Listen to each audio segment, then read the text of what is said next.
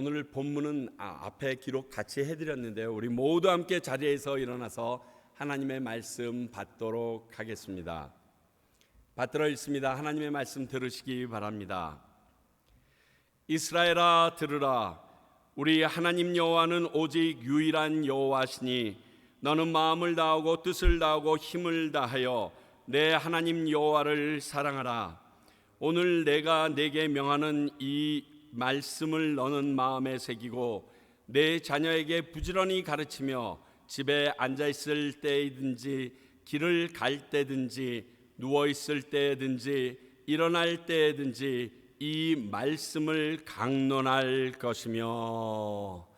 하나님의 말씀입니다. 자리에 앉아 주시기 바랍니다. 오늘 말씀을 전해주실 분은 우리가 지난 이틀 동안 큰 은혜를 받았는데 우리 이유정 목사님이 말씀 전해주실 것입니다. 다음 세대의 신앙 전수, 차세대가 사라져가고 있는 이 시대에 하나님의 사람으로서 어떻게 다음 세대를 세워나가야 하는가, 오늘 본문 말씀을 가지고 함께 나눠주실 때 저와 여러분들에게 큰 은혜의 시간이 되길 바랍니다.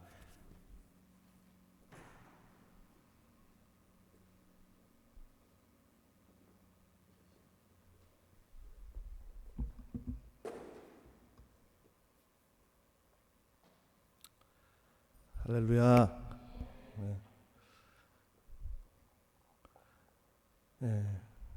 그저께는 예배 찬양 집회, 어제는 세미나와 콘서트, 오늘은 설교.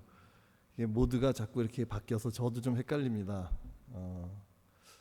하지만 하나님께서 주신 마음이 있기 때문에 이 시간에도 이 예배 가운데 하나님의 말씀을 선포하는 일에 순종함으로 이 자리에 섰습니다. 하나님은 저와 여러분을 너무나 사랑하십니다.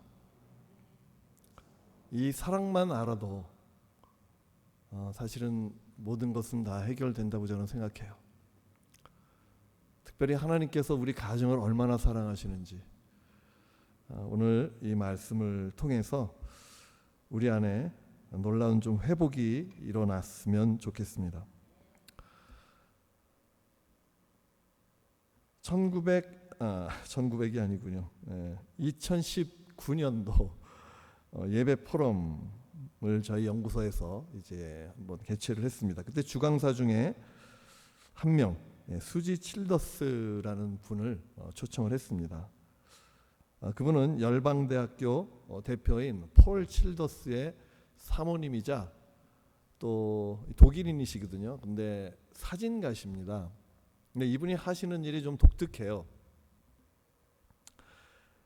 아마존, 아프가니스탄 이런 그 미전도 종족을 찾아다니면서 그곳에 있는 이 젊은이들의 눈에 비춰진 그 내면의 함성, 그것을 사진에 담아서, 특별히 눈을 이렇게 사진에 담아서 이 서방 세계에 알리는, 그래서 굉장히 이슈 메이커 같은 그런 분이세요. 제가 섬기는 이제 연구소에서 이제 이분을 좀 미리 와 달라고 이렇게 초청을 부탁을 좀 했습니다. 이 미전도 종족이나 다름없는 한국의 다음 세대의 눈을 좀 찍어서 한국 사회에 좀 알려달라고 부탁을 했는데 흔쾌히 허락하시고 이제 오셨어요. 그래서 홍대 앞, 대학로, 노량진 고시촌, 그리고 중고등부, 학원가 이런 데를 다니면서 이 젊은이들의 얼굴을 이제 사진을 담기 시작했습니다. 제가 함께 곁에서 그걸 다 지켜보았습니다. 그런데 사진을 찍기 전에 특별히 하시는 일이 있었어요. 뭐냐면 인터뷰를 합니다. 그들의 꿈이 무엇인지, 그리고 그들이 무엇을 가치 있게 느끼는지 질문을 해요. 그 결과 전혀 상상치 못했던 그런 답변이 쏟아져 나왔습니다. 90% 이상이 결혼하기 싫어했습니다. 결혼 안 하겠답니다. 자녀를 낳지 않겠답니다. 결혼 때문에 다른 가족과 엮이고 싶지 않답니다. 아이 때문에 자기 자신을 희생하고 싶지 않답니다. 열심히 돈 벌어서 자녀에게 교육비로 막 100만 원, 200만 원씩 쓰고 싶지 않답니다. 이것이 요즘 10대, 20대의 가치관이더라고요. 이대로 가다가는 뭐 한 3, 40년 후면은 대한민국 인구는 그냥 반토막이 날 수도 있습니다.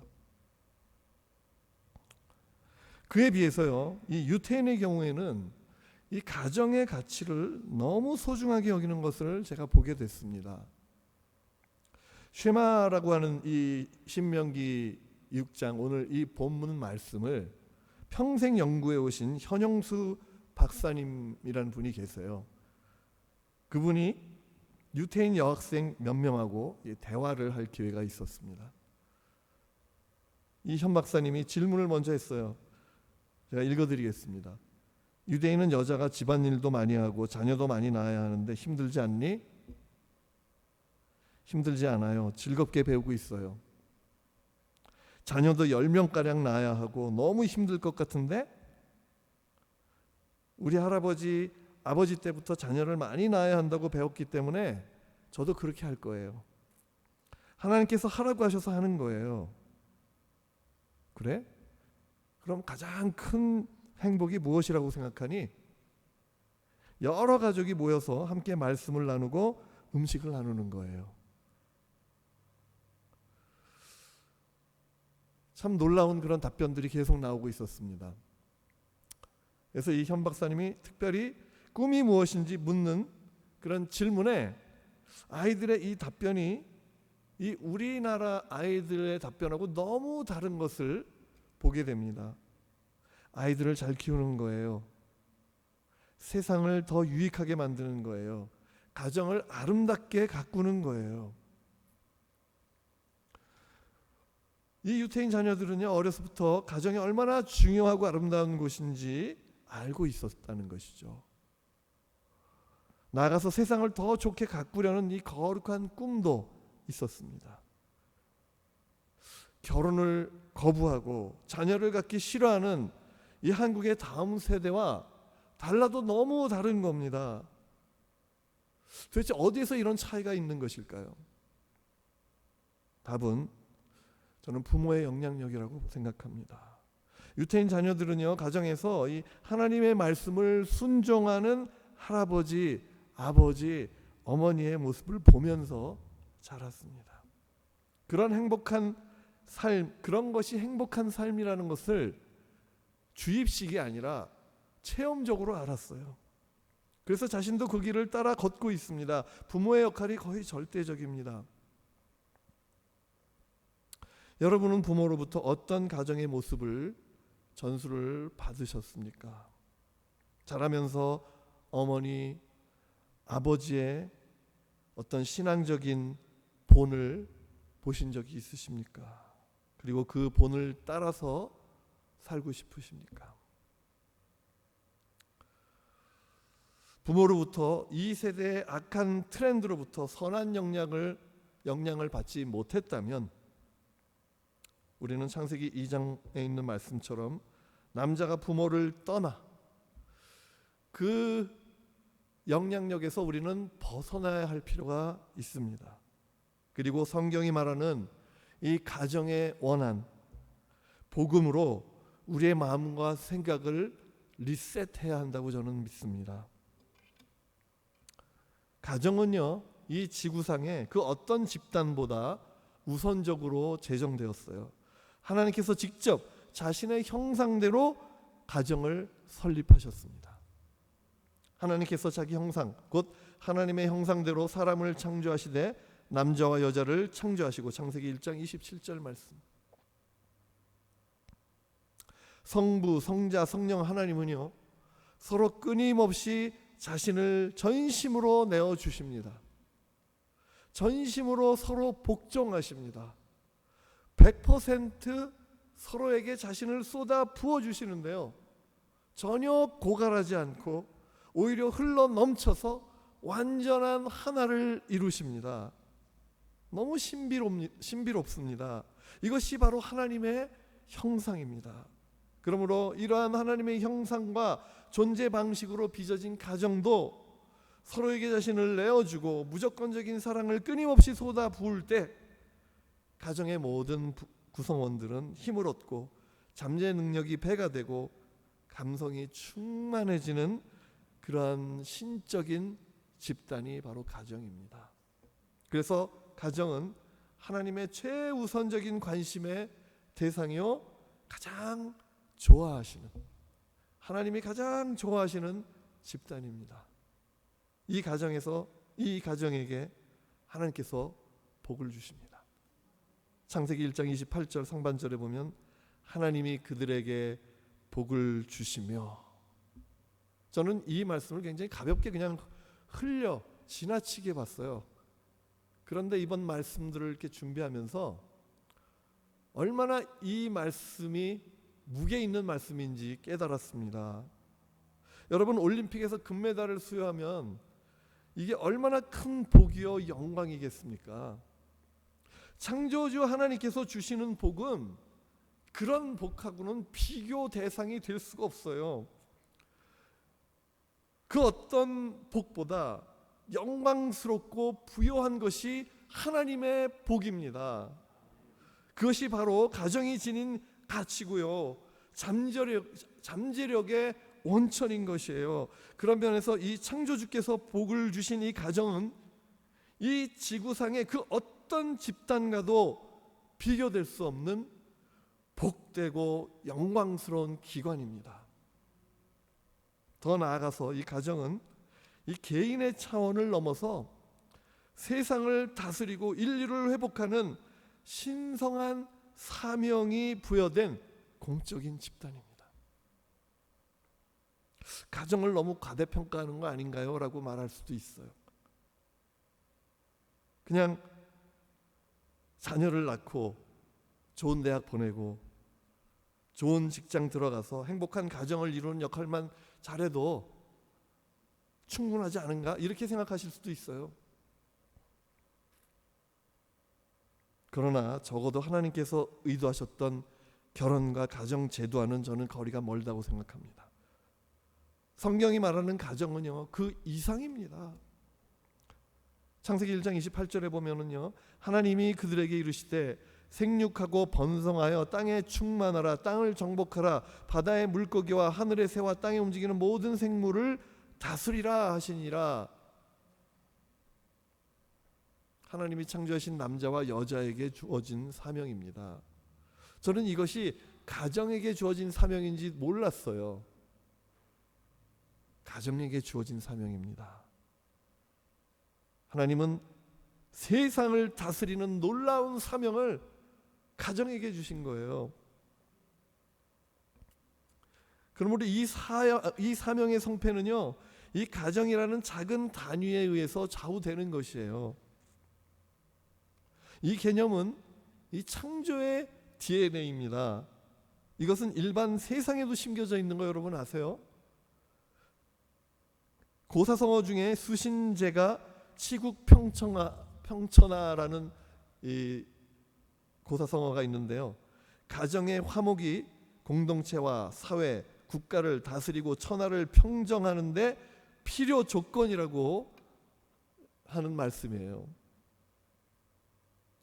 하지만요, 여러분, 이 산업혁명과 도시화, 핵가족 이런 과정에서 이 가정의 붕괴는 마치 악성 종양처럼 우리 사회를 파괴해 오고 있습니다. 과연 우리는 이 가정의 영광을 어떻게 회복할 수 있을까요? 당연히 성경으로 돌아가면 됩니다. 부부가 성경의 원리에 순종하기 시작하면 그 가정에는 놀라운 변화가 일어날 것입니다. 그래서 오늘 저는 여러분에게 감히 도전합니다. 이 가정이 불행해지기를 원하는 분은 아마 아무도 없으실 거예요. 그래서 간단하지만 아주 획기적인 방법을 한번 시도해 보았으면 좋겠습니다. 그것은 성경에서 말하는 이 가정의 원리를 자신의 삶에 실천하는 모험입니다. 여러분, 가정을 회복하는 가장 강력한 대안은 하나님이 우리에게 주신 성경 말씀을 순종하는 것입니다. 오늘 읽은 신명기 6장 4절에서 7절, 이 말씀은요, 보통 주일학교 교육 헌장으로 많이 쓰이고 있어요. 그런데 사실은요, 이 본문은요, 가정에서 부모가 자녀에게 하나님을 경외하고 예배하는 신앙을 대대로 전수하라고 하시는 하나님께서 명령하신 신앙 전수의 대헌장입니다.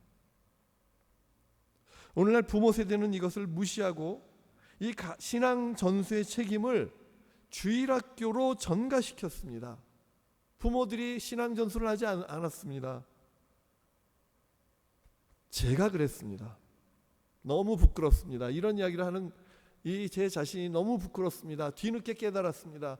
그래서 더 가슴 아픈 마음으로, 애통한 마음으로 제가 이 이야기를 나눕니다. 자녀 세대가 무너진 원인은요, 목회 전략이나 주일학교 교육의 실패가 아니라 부모 세대의 불순종의 문제인 것이에요. 아마도 이런 주장을 인정하기도 싫고 듣기도 싫은 그러한 내용일 수도 있어요.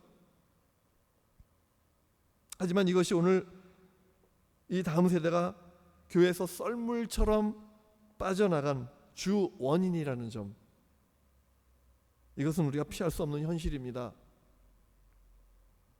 오늘날 이 부모 세대는 자신의 불순종을 자각하고 아파야 합니다. 자녀를 품고 눈물로 기도해야 합니다. 눈물로 씨를 뿌리는 자는요, 반드시 기쁨으로 거두게 되는 것입니다. 한국교회는 이 예수님의 마지막 유언인 지상명령에는 순종했어요.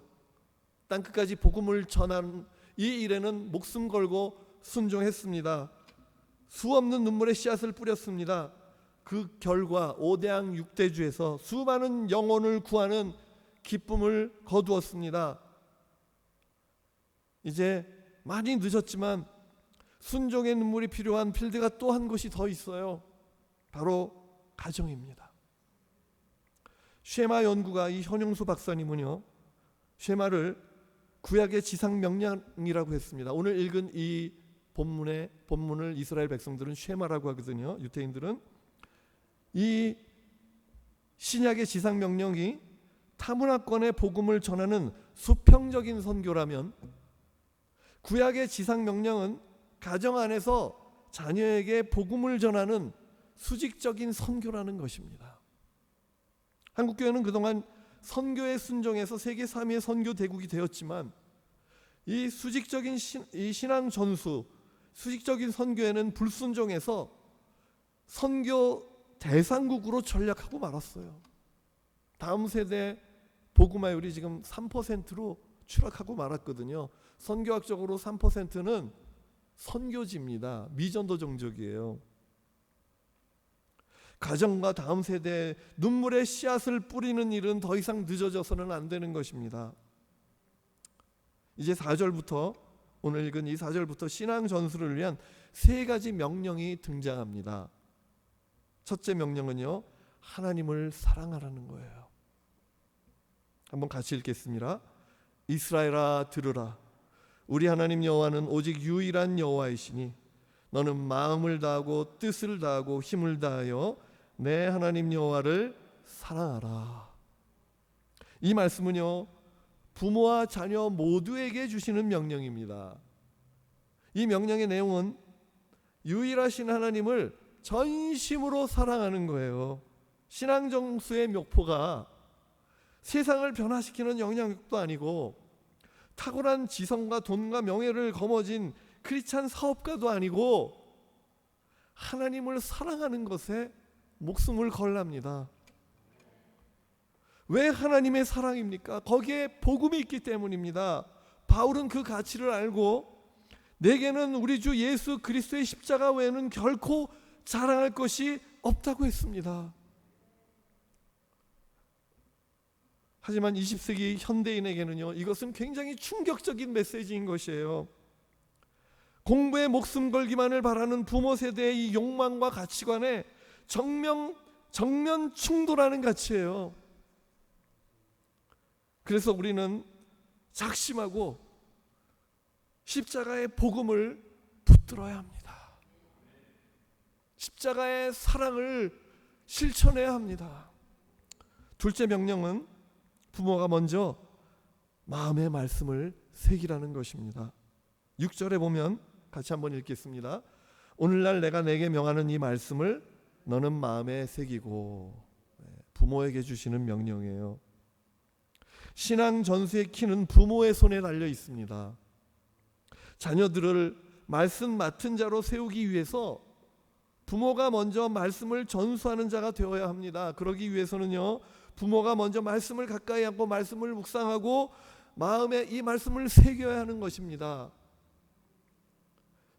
현대는 가장의 권위가 무너진 세대예요.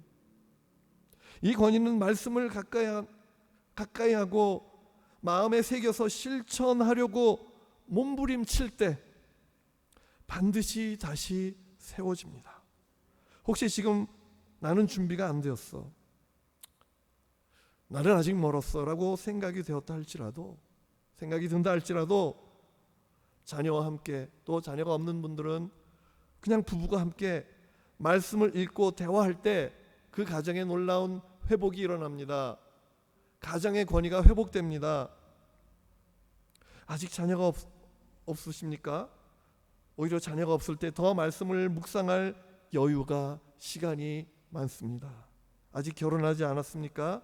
말씀을 묵상하고 실천하는 데 가장 좋은 때입니다. 이 모든 과정이요, 하나님이 기뻐하시는 가정을 이루기 위한 단단한 기초가 됩니다. 말씀을 법적으로 잘 지키는 모습보다 중요한 것은요, 말씀을 지키려고 애쓰는 우리의 마음, 그 진정성이 중요한 것입니다. 그런 부모의 모습에서 영적 권위가 세워지는 것입니다. 세 번째는요, 마지막 명령입니다. 자녀와 말씀에 대해서 대화하는 것입니다. 7절 한번 읽겠습니다. 자녀에게 부지런히 가르치며 집에 앉았을 때든지 길을 갈 때든지 누워 있을 때든지 일어날 때든지 이 말씀을 강론할 것이며, 이 말씀을 눈여겨봐야 합니다. 그냥 흘려 지나간 적이 참 많았어요, 저도요. 그런데 이 한 구절에 신앙 전수를 위한 이 하나님의 자녀 교육 방법론이 숨어 있더라고요. 7절 마지막에 등장하는 이 강론하라 라는 이 단어의 히브리 원어는 디베르라는 단어인데요, 정돈하다, 말하다, 이야기하다 라는 의미가 있습니다. 이것은 일상적인 생활 속에서 나누는 대화를 의미해요. NIV는요 talk about, 또 메시지 성경은요 이 계명에 관해서 이야기하십시오 라고 번역되어 있어요. 즉 이 강론하다라는 말씀은 하나님의 말씀을 가지고 자녀들과 대화하라는 것입니다. 하지만 그동안 우리는 이 강론을 교리를 가르치는 설교의 의미로 많이 사용한 것 같아요. 그래서 이 가정에서 우리가 가정 예배를 많이 드리지 않습니까? 그런데 가정 예배를 드릴 때도 그냥 지루한 어떤 공예배 형식의 축소판으로 그렇게 드릴 때가 참 많았습니다.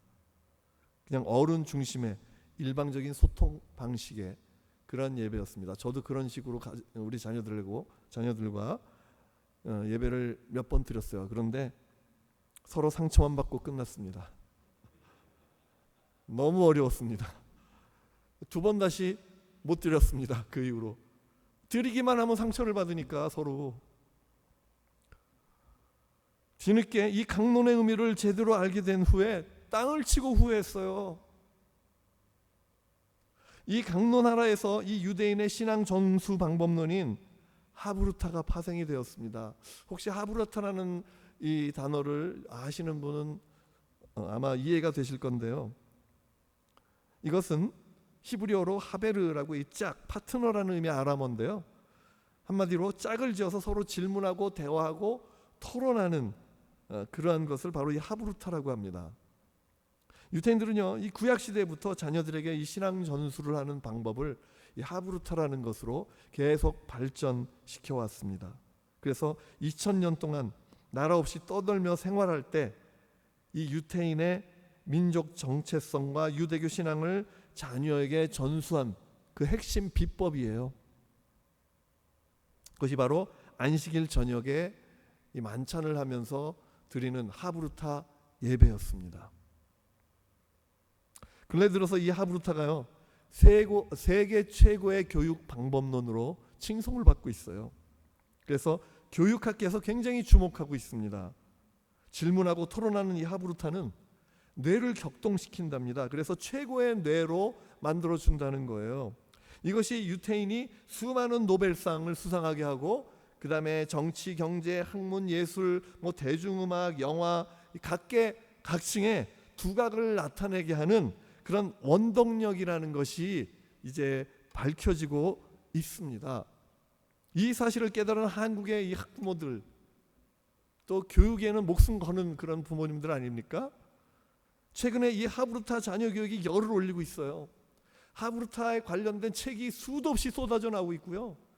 곳곳에서 그러한 하브루타 연구 모임이 있고요. 하브루타로 자녀를 교육하는 그런 세미나가 수도 없이 일어나고 있어요.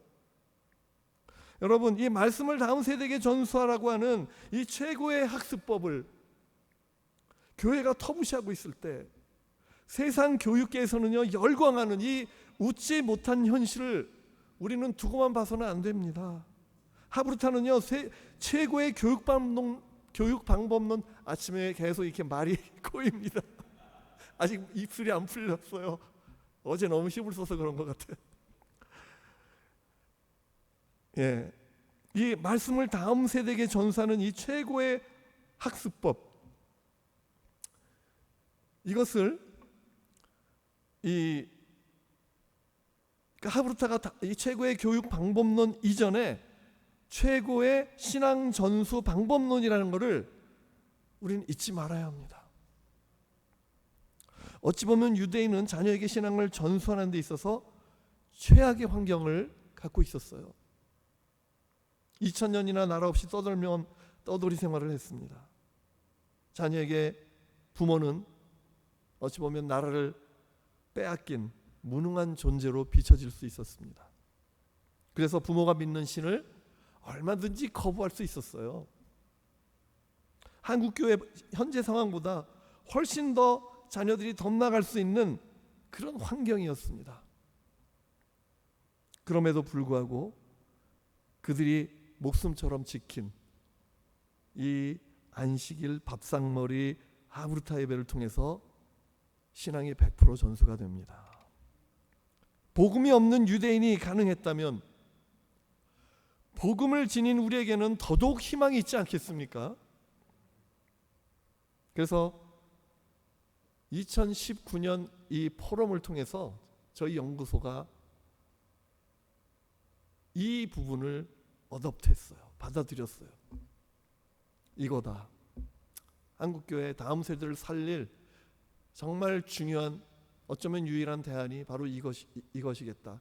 하나님께서 이미 우리에게 명령하신 이 사실, 우리가 순종할 때 다시 한국교회 다음 세대가 일어나겠구나라는 그러한 깨달음을 갖고 요즘 이 하브루타 예배를 우리 개신교 형태의 대화식 가정 예배라는 이름으로 지금 개발하고 있습니다. 여러분, 가정에서 드리는 예배는 이 교회 공예배와는 확연히 다른 특성이 있어요. 가정은요, 서로 사랑하고 오래 참고 희생하고 받아주고 품어주는 그런 애착관계가 있지 않습니까?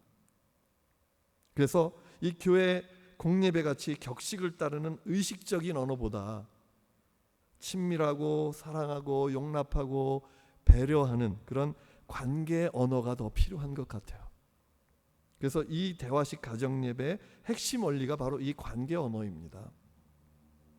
우리는 이 기성세대로부터 이 부모 또는 부모로부터 이 관계 언어를 잘 물려받지 못했던 것 같아요. 저도 그런 부분에 익숙하지가 않습니다.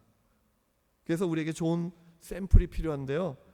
그런 면에서 이 유태인의 밥상머리 예배, 이것을 우리는 주목할 필요가 있어요. 이 밥상머리 예배는요, 안식일 저녁 만찬에서 진행이 됩니다. 아이들은 자기도 모르는 사이에 부모로부터 자연스럽게 신앙, 인내심, 예절, 공손, 나눔, 절제, 배려 같은 것을 삶으로 배웁니다. 식사와 가정교육과 예배가 따로 분리되지 않고 한 자리에서 모두 이루어집니다. 그런데 지루하거나 따분한 설교식 예배가 아니라 말씀에 대해서 활기찬 토론과 대화의 즐거움이 가득한 예배예요. 한 30분 정도 의식이 있고요. 같이 음식을 나누는 풍성한 그런 시간을 통해서 이후에 한 2시간 반 또는 3시간 넘게 자녀들하고 말씀에 대해서 토론합니다. 이것을 통해서 유태인의 자녀들은요, 마치 가랑비에 옷 젖듯 자연스럽게 부모의 신앙이 다 전수가 됩니다. 이런 걸 통해서 유태인의 자녀들은요, 10년 태어나서 대화 이렇게 말을 하기 시작하면서부터 12살, 여자아이는 12살, 남자는 13살, 한 10년 기간 동안 부모의 신앙이 다 전수가 되는 거예요. 그리고 12살, 남자는 13살 되면 성년식을 합니다. 그러면 신앙 전수가 끝났다는 거예요. 여러분, 사춘기 시절에 이미 신앙 전수가 다 끝납니다. 우리 한국교회 다음 세대들을 한번 여러분 생각해 보십시오. 이게 어떻게 가능한 일일까요? 가능합니다. 성경이 말하는 대로 순종하면 이것이 가능한 거예요.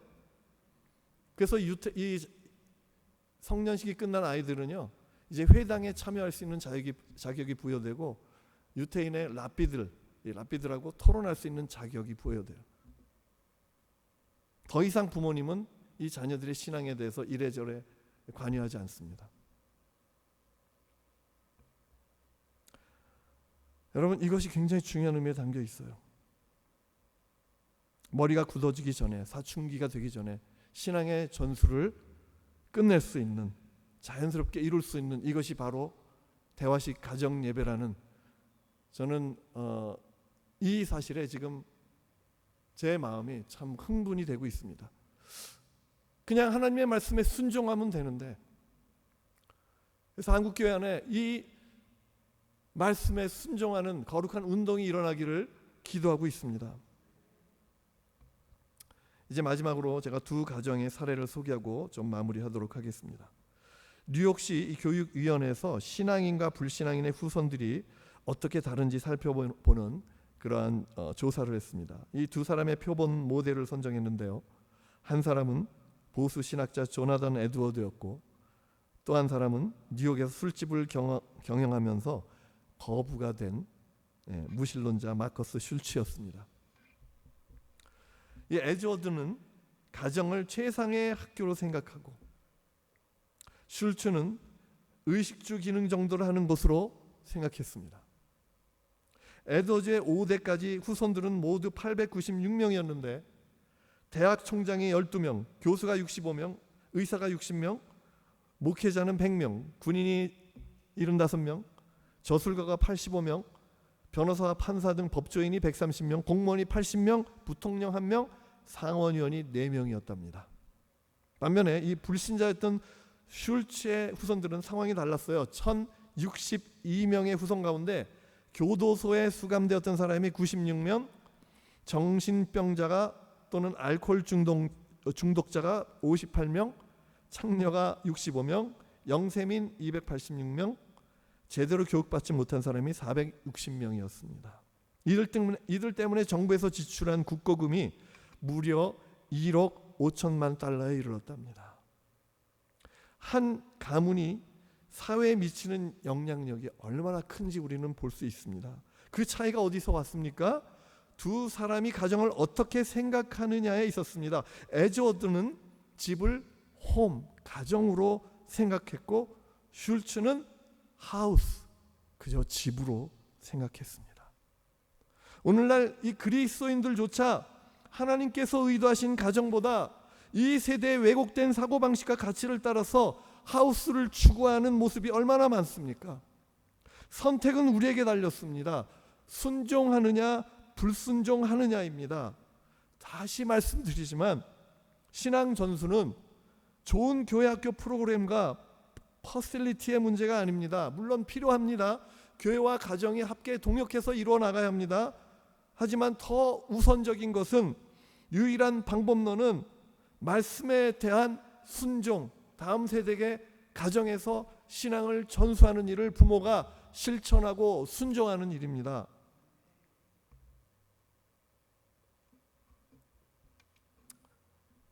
(10년입니다) 한국교회가, 또 지금 이 이민교회들이 지금부터 시작해서 이 10년만 대화식 가정예배를 시도한다면 다음 세대 신앙 전수는 회복될 것이고 이들이 한국교회의 그루터기로서 교회의 미래가 될 것입니다. 나아가 하나님과 예수 그리스도를 뜨겁게 사랑함으로 하나님 나라와 복음의 영광을 드러내는 미래의 주역들로 일어설 것입니다. 이제 교회와 부모가 손을 잡고 부모 중심의 거룩한 신앙 전수 운동이 일어나도록 마음을 모을 수 있기를 기도합니다. 이 시간 우리 한번 같이 이 말씀을 생각하시면서 기도하는 시간을 갖도록 하겠습니다. 하나님 앞에, 이 말씀 앞에 우리의 마음을 정직하게 직면하기 원합니다. 하나님, 우리 가정을 축복하여 주시옵소서. 하나님, 우리 다음 세대를 축복하여 주시옵소서. 이 과테말라 지역의 다음 세대들에게 신앙이 전수되게 하여 주시옵소서.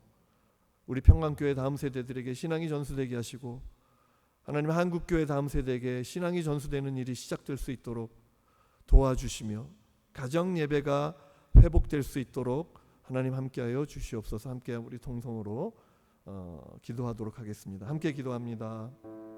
하나님 감사합니다. 오늘 우리가 주의 말씀을 들었습니다. 하나님의 명령인 이 말씀 앞에 순종하는 우리 다음 세대 되게 하여 주시옵소서. 하나님, 우리 부모 세대 되게 하여 주시옵소서. 하나님, 교회가 되게 하여 주시옵소서. 하나님이 기뻐하시는 하나님 순종의 예배자들이 다 되게 하여 주시옵소서. 하나님,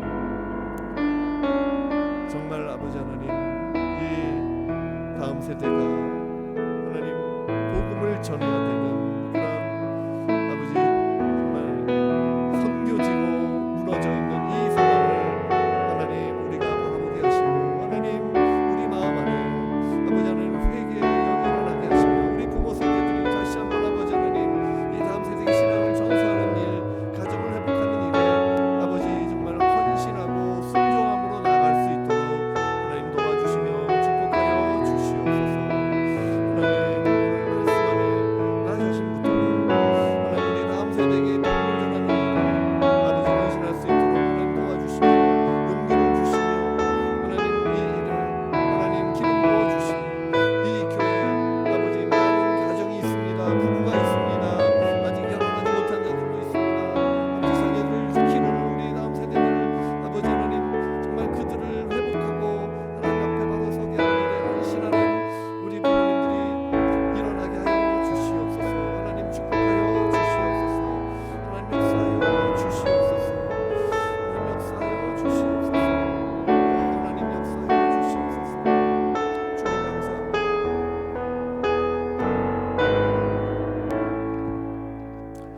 하나님 감사합니다. 오늘 말씀 앞에 아버지 하나님 우리가 순종함으로 나아가기 원합니다.